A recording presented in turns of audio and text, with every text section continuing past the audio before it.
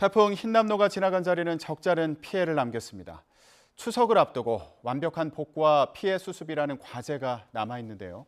광주대 방재안전학과 송창영 교수와 함께 자세한 얘기 나눠보겠습니다. 교수님 나와 계십니까? 네, 안녕하십니까? 예, 연결 감사하고요.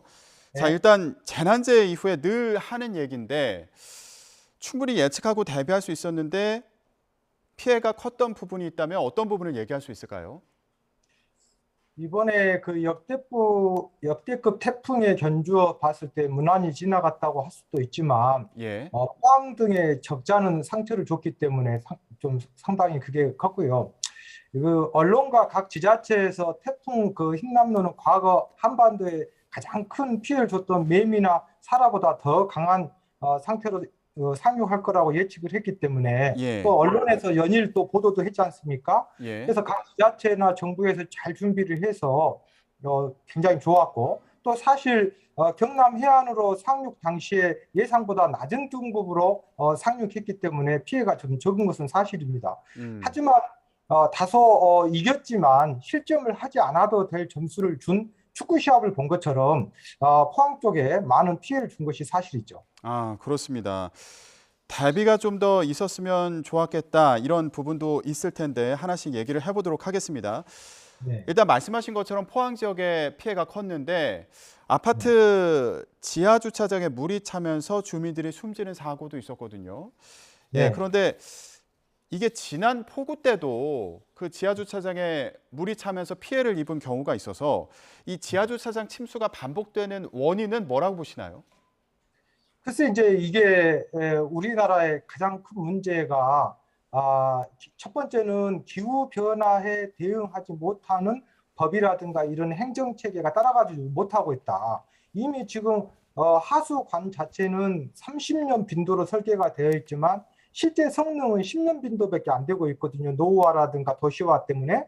그런데 실제 강우 강도는 100년 빈도로 오고 있지 않습니까? 그러면 그런 거에 뭔가 이 법이라든가 제도가 사회 시스템이 안전 시스템들이 작동을 하고 따라가 줘야 되는데 못 따라가 주고 있다는 것이 가장 큰 문제고요. 예를 예, 들어서 저는 비행기냐 오토바이냐 이 문제라고 저는 생각하거든요. 예, 비행기의 재난 사고가 클 거라고 생각하고 비행기에 관련된 법 제도나 안전 매뉴얼은 잘 정비되어 있지만 중국집 오토바이 사고가 사실은 규모는 작지만 많이 나거든요. 그러면 그러한 소규모에도 충분하게 대비를 해줘야 되는데 예, 이번에 강남도 그렇고 이번에 포항 침수도 그렇고 우리가 사실은 그 지하 주차장의 침수는 도시의 고지대나 저지대의 문제가 아니거든요. 무조건 어느 것이든지 폭우가 오면 침수가 될 수 있는 거 아니겠습니까? 그런데 그 차수판 설치하는데 큰 비용이 아니기 때문에 음, 재밌는 것은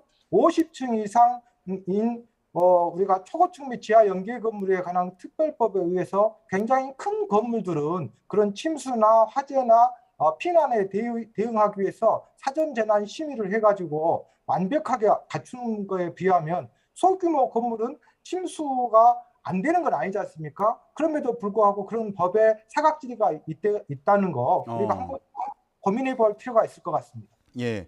그러니까 차수판 설치나 그리고 배수 펌프 같은 이런 시설 규정을 강화해야 된다 이런 말씀이신 거잖아요.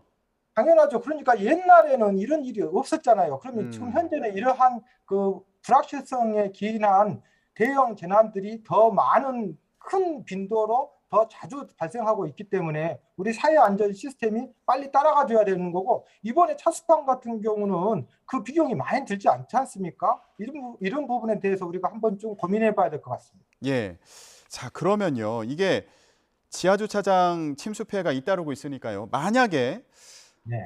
침수가 예상되는 상황에서 지하 주차장에 이제 차가 있는 경우에 어떻게 해야 될지 아니면 차를 빼려고 이제 지하 주차장으로 갔는데 물이 차기 시작한다. 이런 경우에 어떻게 대처를 하면 좋을까요?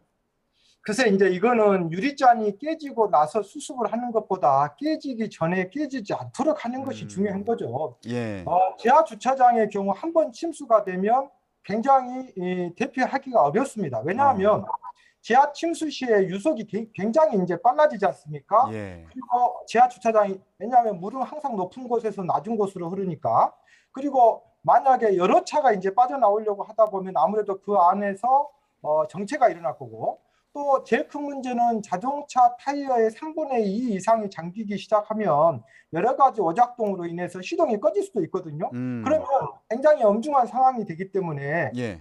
입주민 여러분들께서는 물론 이제 이런 것들이 이제 반복된 재난 이번에 우리가 학습을 했기 때문에 그렇겠지만 우리가 일반적으로 대학에서 강의할 때 30cm 이상의 지하 주차장이라든가 지하실에 침수가 되면 빨리 최대한 빨리 벗어나라 이렇게 강의를 하고 있습니다만은 실제로 이런 자동차를 놔두고 나오기는 사실은 굉장히 여러 가지 고민이 될 수도 있습니다. 그러나 생명보다 더 소중한 것은 없기 때문에 이렇게 관계자도 빨리 들어가지 못하도록 하셔야 되겠고 입주민 여러분들께서도 빨리 판단을 해주셔야 될 것 같습니다. 예.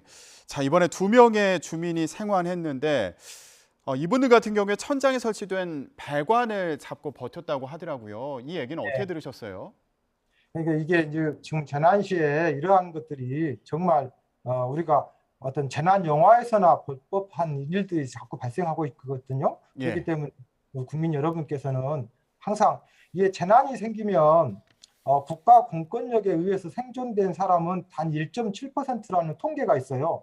그러니까 동일본 대지진이 발생했었을 때 실제로 일본 자위대나 소방관에 의해서 생존된 사람은 단 1.7%였고 실제 시민에 의해서 또 시민 스스로 생존한 사람이 98%였기 때문에 우리 국민 여러분께서는 노란색 민방위복을 입고 있는 공직자에 의해서 내 생명과 재산이 보호가 되는 것도 있지만 나 스스로도 전문성과 어떤 진정성을 가지고 재난에 대해서 임해줬으면 좋겠습니다. 예. 자, 그 전에 이제 다시는 이런 일이 없도록 또 아까 말씀하신 것처럼 그 예방책 마련이 중요해 보이고요. 네. 여기에 또 어제 그 논란이 됐던 장면이 있습니다. 한 그 풀빌라 건물이요. 주저앉은 장면이 충격을 주기도 했는데 교수님, 이런 일은 어떻게 일어나는 겁니까? 이게 이제 사실은 정확한 조사를 해봐야 맞겠지만 제 경험상으로 봤었을 때는 사실은 일어나지 않았어야 될 일인데 건물의 형태를 그대로 유지한 채 저렇게 내려앉았다는 거 아닙니까? 이거는 어떤 건축 구조물의 문제가 아니라 기초 구조에 심각한 오류가 있었다는 것을 얘기하는 거거든요. 폭우로 인해서 집안이 연약해질 확률이 높은 하천 바로 옆에 저런 건물을 지을 때에는 이렇게 심하게 튼튼하게 지어도 되나 싶을 정도로 해도 불안한 상태인데 저는 관련된 이 기관들이 적법한 구조 설계를 했는지 혹은 적법하게 시공을 했는지 우리가 확인해 볼 필요가 있을 것 같고요. 우리가 바닷가나 하천 가까이에 멋진 경관을 가까이 하고 싶고 또 보고 싶어서 건물을 가까이 짓지만 그만큼 안전에 주의를 해야 되거든요. 특히 이 평상시에 때는 별 문제가 안 되지만 이런 태풍이라든가 대형 폭우라든가 이런 재난 시에는 더 큰 재난으로 돌아오기 때문에 더 조심을 해야 될 것 같습니다. 예. 일단 이 빌라 측에서는 부실 공사가 아니고 그리고 물이 넘쳐서 위쪽 도로와 제반 시설들이 무너지면서 토사와 나무들이 떠밀려와서 집안을 침식시켰기 때문이다. 이렇게 얘기를 하고 있는 그런 상황인데요. 자, 교수님, 그렇다면 이런 상황을 막기 위해서 특별히 신경 써야 될 부분이 있다면 뭐가 있을까요? 자꾸 얘기하지만 우리가 지금 점점 기후 온난화 때문에 기상 이변이 즉 강우 강도라든가 이 재난 강도가 점점 더 시리어스해지고 더 심각해지고 더 빈번해지고 있지 않습니까? 네. 그러면 관련된 법과 기준들이 더 과거의 강풍의 기준이 예를 들어서 40m/s였는데 지금은 60m/s가 자주 온다? 그러면 거기에 맞게 법 개정이 되어줘야 되고 또 관련된 행정이 따라줘야 되는데 과거에 이런 일이 한 번도 발생 안 했다라고 우리가 그냥 스스로 자유할 것이 아니라 저는 더 뭔가 도전적이고 공격적으로 지금 세상이 자연 재난이 점점 더 이렇게 변화하고 있는데 우리가 재난 행정이 따라주지 못하고 있다는 것이 제일 큰 재난인 것 같습니다. 알겠습니다. 자, 교수님, 네. 이런 상황에서요, 포스코 포항제철소에서도 침수와 화재가 동시에 발생을 했습니다. 물론 화재 원인은 아직 파악하고 있는 상황인데 교수님 보실 때는 어떤 배경이 있을 거라고 좀 추정할 수 있을까요? 근데 이거는 이제 까마귀 날자 배 떨어진 격인데 우연찮게 이제 동시에 이렇게 생긴 것인데요. 네. 글쎄 이거는 그 포항 제철의 어떤 문제가 아니고 우리 사회 인식적으로 재난에 대해서 잘 대비를 해야 될 것 같고요. 문제는 저는 지금 이 시점에서 꼭 얘기해 드리고 싶은 게 이런 재난이 생겼을 때 최고 책임자가 누굴까요? 포항제철 관계자일 수도 있고 뭐 대통령, 총리, 행정안전부 장관 뭐 여러 가지 이 관계자들이 있습니다만은 현행 법과 매뉴얼에 재난관리 책임기관이라는 용어가 있고 책임자라는 용어가 있거든요. 재난안전기본법에. 그런데 거기는 보면 뭐라고 되어 있냐면 17개 광역시도 228개 시군구청장이라고 되어 있어요.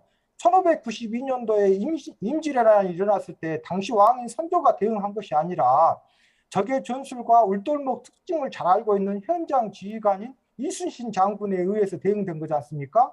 그러면 현장 지휘관인 전 세계 글로벌 스탠다드가 이런 시군구청장한테 그러한 책임과 권한을 주고 돼 있고 이러한 화재라든가 침수라든가 재난에 대해서 이분들이 평상시대 예방, 대비, 대응, 복구할 수 있는 모든 역량을 주고 책임과 권한을 줬지 않습니까? 자, 그런데 이분들이 지금 시군구청장 이분들이 기관장들, 책임자들이 재난관리 책임자들이 임무와 역할, 재난안전에 대한 전문성, 역량이 있느냐?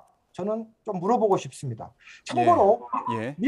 미국 같은 경우는 주마다 조금씩 틀리지만 주지사가 이 민선으로 선거에 당선이 되잖아요. 그러면 교육, 인권, 복지, 노동, 환경 다른 것들은 국가장한테 업무 보고를 받고 인수인계를 하지만 재난안전만큼은 본인의 임무와 역할, 허리케인이 발생했을 때 본인의 권한, 본인의 임무, 본인의 책임은 무엇인가를 교육을 받고 훈련을 받고 있거든요. 그런데 우리는 그런 것들을 과거에 한 10여 년 전에 소방방재청 시절에 이러한 교육을 시군구청장을 상대로 교육을 한다라고 해서 제가 그 교재도 만들려고 준비까지 했었는데 행정안전부에 소방방재청에서 좀 준비해달라고 해서 근데 그것이 무산이 돼버렸거든요.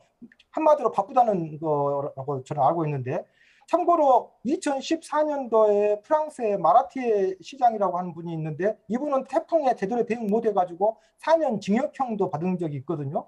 저는 우리가 이 기초지자체장들이 이런 자연재난이나 사회재난에 대해서 저는 안전한 도시 만들기 위해서 선거 공약이 아니라 구체적으로 저는 100년 빈도의 강우 강도에 견딜 수 있는 도시 만들겠어요. 단 한 명의 자연재난의 사상자가 발생하지 않는 안전한 도시 만들겠어요. 이런 구체적인 공약을 하고 구체적인 어떤 대책을 수립해 줬으면 좋겠습니다. 예, 알겠습니다. 지금 교수님께서 설명해 주시는 사이에 저희가 지금 포항에서 아파트 지하 주차장 그 침수 사고 현장 현재 지금 진행 상황을 좀 보여드렸고요. 그리고 이런 재난재해를 막기 위해서 지금 지자체에서 더 책임감을 갖고 더 유연하게 더 적극적으로 대처할 수 있어야 된다. 이런 취지의 말씀을 하신 거고요. 교수님 마지막으로요. 이번 그 태풍 피해 상황을 좀 보면 포항에 피해가 좀 집중된 것으로 보이거든요. 예. 네. 이 부분이 좀 안타깝기도 한데 교수님은 어떻게 보셨어요? 특정 지역에 지금 피해가 좀 집중된 것으로 보이는 그런 상황이고요. 어떤 숙제가 남았다고 보십니까? 이제 저는 이게 지형학적으로 과거에 2002년 태풍 루사 때도 마찬가지로 엄청난 강우 강도가 있었는데 특히 강원도 강릉에서 하루에 일 강우량이 당시에 저희들이 현재도 그렇습니다만은 1년 동안 우리나라의 전체 평균 강우량이 850에서 한 1300mm 정도 되거든요. 그런데 강원도 강릉에서 2002년도에 하루에 870.5mm가 왔으니까 그런 사례처럼 바닷가는 아무래도 해수면 온도가 높기 때문에 수증기의 공급이 좋고 그러다 보니까 또 포항의 지형학적인 특성 이런 것들 때문에 된 것 같은데요. 저는 가능하면 우리 지자체가 이번 기회에 좀 말씀드리고 싶은 게 재난이 생기고 난 다음에 한 시간 후, 하루 후는 의미가 없거든요. 재난이 생겼을 때 바로 그 한 시간 하루가 초기 대응의 역량이 굉장히 중요한 것 같고요. 또 민관군병의 그 유관기관의 유기적인 협조 체계가 중요한 것 같고 특히나 오늘 방금 전에 영상을 봤는데 이제 군에 이번에 많이 도움을 주신 것 같은데 저는 이 군의 재난 시에 우리나라의 군의 개입이 더 도전적으로 돼야 된다고 생각합니다. 미국이라든가 일본이라든가 중국 같은 경우면 보면 미국은 주방위군이, 일본은 자위대가, 또 중국도 마찬가지고 재난 시에 영상을 보면 군내 개입이 굉장히 많은데 우리는 그동안에 어머니들의 그 민원 때문에 군이 하고 싶어도 못했거든요. 현행 법과 매뉴얼에 군의 개입이 되어 있게 돼 있고 또 320만 민방위가 재난 시에 지금 작동을 하게 되어 있는데 이러한 것들이 지금 제대로 작동이 안 되고 있거든요. 이런 것들에 대해서 지금 방송 관계상, 시간 관계상 제가 다 말씀을 못 드리겠지만 네. 재난 시에 조금만 우리가 고민하면은 이겨낼 수 있는 것은 재난이라고 하는 것은 이게 관연도 문제거든요. 작년에 생겼던 게 또 생기고 또 생기고 또 외국에 생겼던 게 우리나라도 생기기 때문에 조금만 학습하고 조금만 우리가 고민하면 얼마든지 해답은 있다고 저는 생각합니다. 예, 알겠습니다. 이번 같은 이런 재난재해가 반복되지 않도록 지금 말씀하신 것처럼 여러 가지 보완 사안들이 잘 진행되기를 기대하겠습니다. 지금까지 광주대 방재안전학과 송창영 교수였습니다. 네, 오늘 말씀 고맙습니다. 감사합니다.